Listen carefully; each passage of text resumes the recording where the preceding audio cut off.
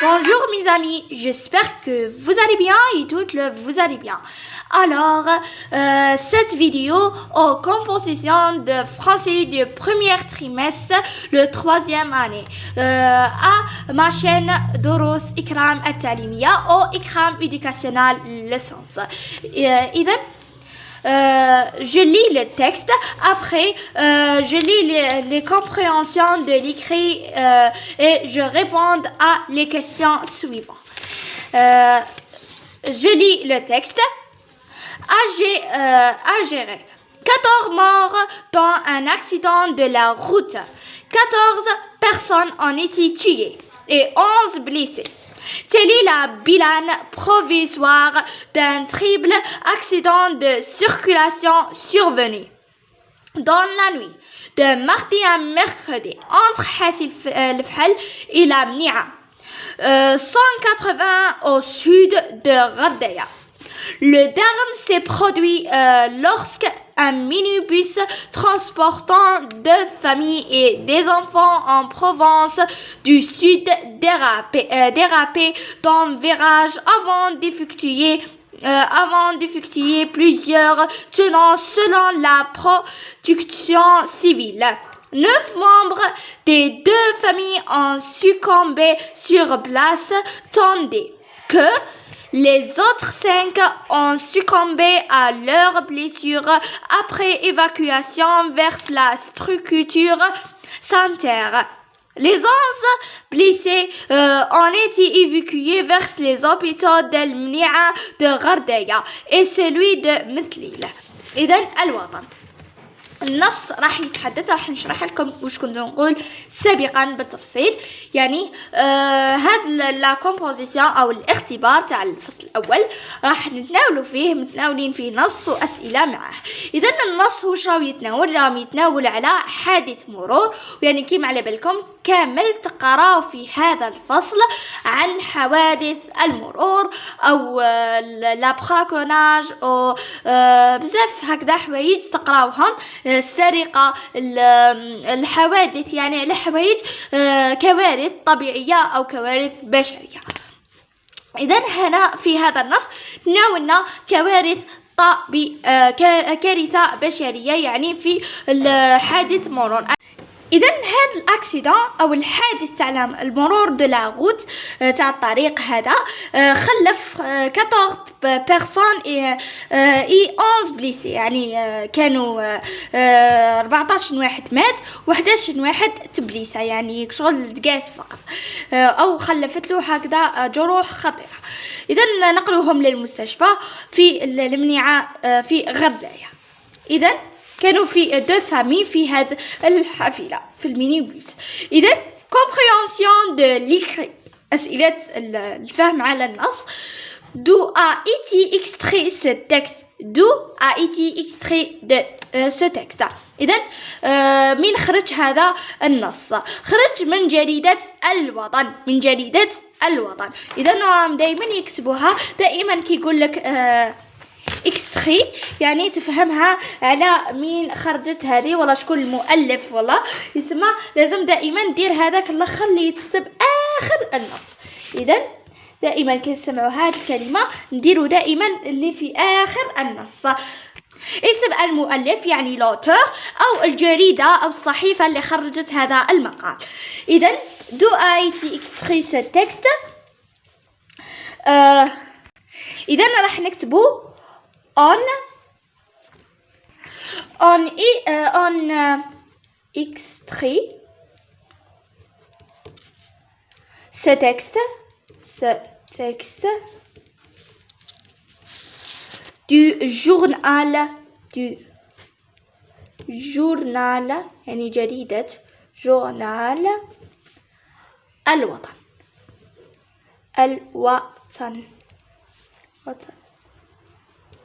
إذا هذه هي اللي راكم تشوفوا فيها هنا. إذا choisis la bonne réponse، اختر الإجابة الصحيحة. Ce texte est un fable، un conte، un fait divers، يعني شغل قصة مصورة يكون فيها هذوك الكون هكذا شغل الكرتون منا وتديروه منا كيما قصص مصورة هكذا بهذه الطريقة، ولا ان كونت قصة عادية، ولا ان في ديفير اللي تحضر على الحوادث ولا على السرقة ولا على البراكوناج إلى آخره. اذا حنا دائما كي تكون عندنا سرقه، حادث، اي حاجه هكذا تدل على كارثه، اذا نختار دائما في ديفير. هنا كي جيت نحدد قصتها، اذا عاودت كتبتها لكم هنا. اذا هنايا ce texte rapporte un méfait، هذا النص يتضمن un méfait ولا ان اكسيدون ولا ان في انسوليت. اذا هنايا واش راكم تشوفوا يضمن؟ ديجا راه قالها لكم هنايا في النص ان اكسيدون، يعني كي تكونوا تحوسوا جست ما تحوسوا راكم تلقاوها مليئه بالليزاكسيدون كيما هنايا اكسيدون، هنايا اكسيدون. كاينه كذلك كلمه اكسيدون في عدة يعني اماكن. اذا راح نديروها ان اكسيدون، اذا هي حادث مروري. اذا dans quelle rubrique du journal put on le classé، يعني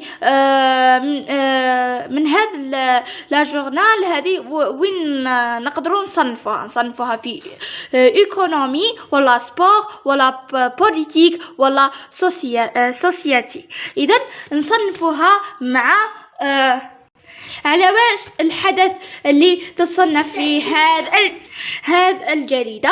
إذا نقدر نصنفوها هنا في on peut le classer en société.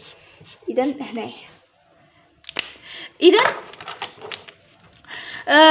comment s'appelle le première partie du texte écrite en grasse؟ اكتبوا هنايا. اذا راح واش نسميو هذا النوع، هذا لو بروميير بارتي، يعني الجزء الاول من النص، نسميوه ب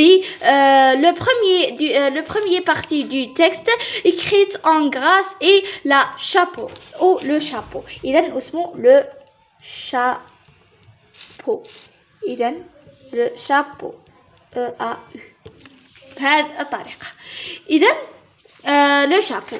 إذا نروح دوكا أو نمروا إلى كالي لا كوز دو سيت أكسيدون، ما هو سبب هذا الحادث؟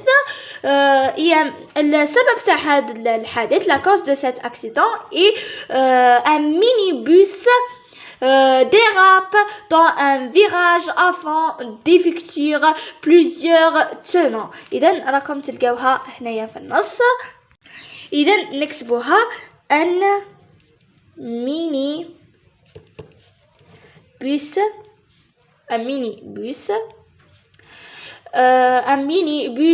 dérapé dans un virage d'effectuer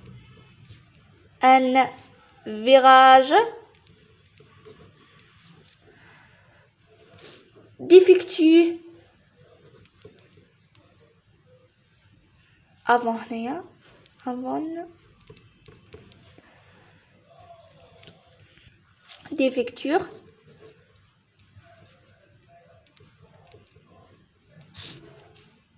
plusieurs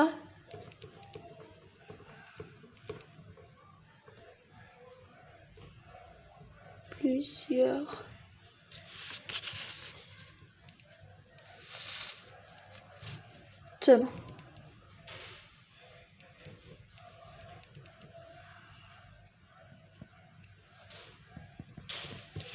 إذا دوكا نكملو كومبليت لو تابلو سويفونت. عندنا كي و كوا و ك و كون. إذا راح نكملو هذا لو تابلو. كي من هما 14 personnes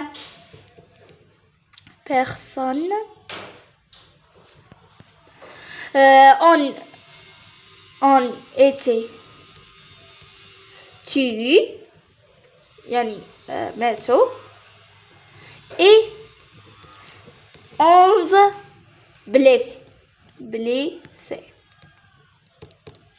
عندنا كوا من un mini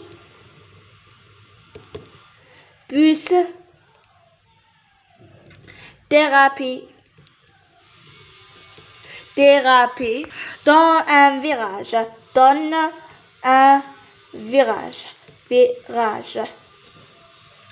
ou entre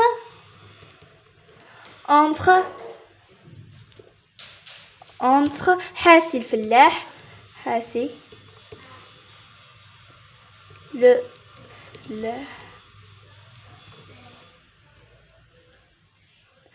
et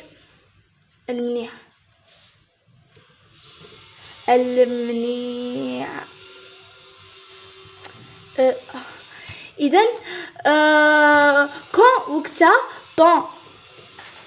dans la إتي mercredi في الثلاثاء mercredi mardi et mercredi في الثلاثاء mercredi حتى الأربعاء mercredi. إذا بهذه الطريقة نكونوا كملنا لو تابلو سويفونت. نمروا دوكا إلى الأسئلة الأخرى. إذا نمروا دوكا إلى السانكيام كيسيون répondre par vrai ou faux. أجب بصحيح أو خطأ. L'accident a causé 14 morts et 11 blessés. قال لك هذا الحادث خلف 14 ميت و11 مصاب. إذا vrai. Il y a 9 membres de 2 familles ont succombé sur placé. Vrai. تلقاوهم كامل في النص. L'accident survenu dans la nuit de jeudi à vendredi. Faux. إذا هنايا faux. إذا عنا 2 vrai وعنا واحدة فقط faux. Relève du texte 3 mots appartenant au champ lexical de l'accident. يعني أعطيني 2 mots يكونوا من حقل المعرفة تاع كلمة l'accident. عنا déraper عنا blessé يعني من الحقل المعرفي تاعها. عنا خلاص درنا زوج ياسر. إذا نومين هو أصلا قال لك 2. إذا زيدوا 3 عفوا. إذا ولا بروتيكسيون. إذا لا بروتيكسيون. إذا نوميناليزي سي فراز. أعيد تسمية والله أقلبهم على شكل جملة اسمية. Un minibus a dérapé dans un virage. Dérapage d'un minibus dans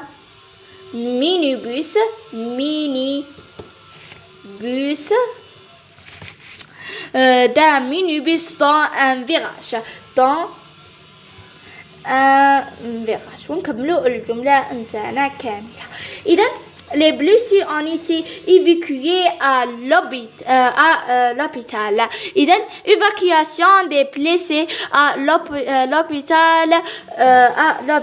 إذا évacuation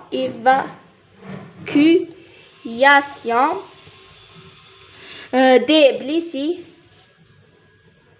blessés à l'hôpital.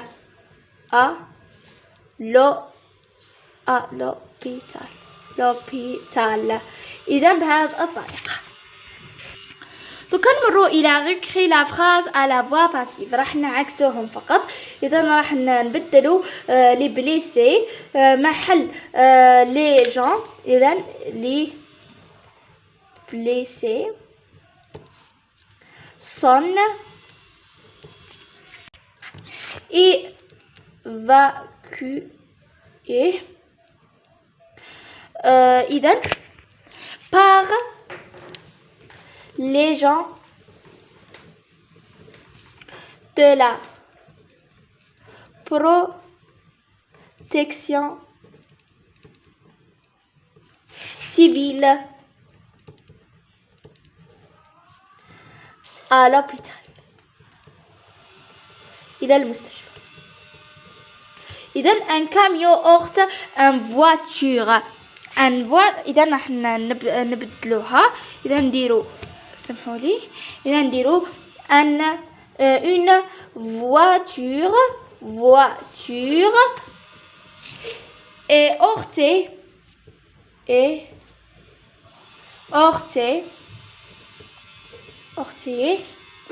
par un camion. إذن les médecins soigneront les blessés. Les blessés sont soignés. Les blessés sont soignés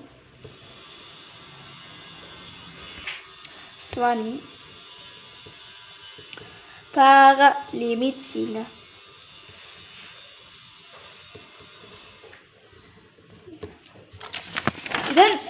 إن شاء الله تكونوا فهمتوا لاسيجي مليح وقدرتوا تعرفوا المضمون تاع هذا السوجي او لو كومبوزيسيون، وكنتوا فهمتوا كامل التمارين. في ملتقى الله في فيديو قادم ان شاء الله. ما تنسونيش باللايك والسبسكرايب، ومع السلامه. باي.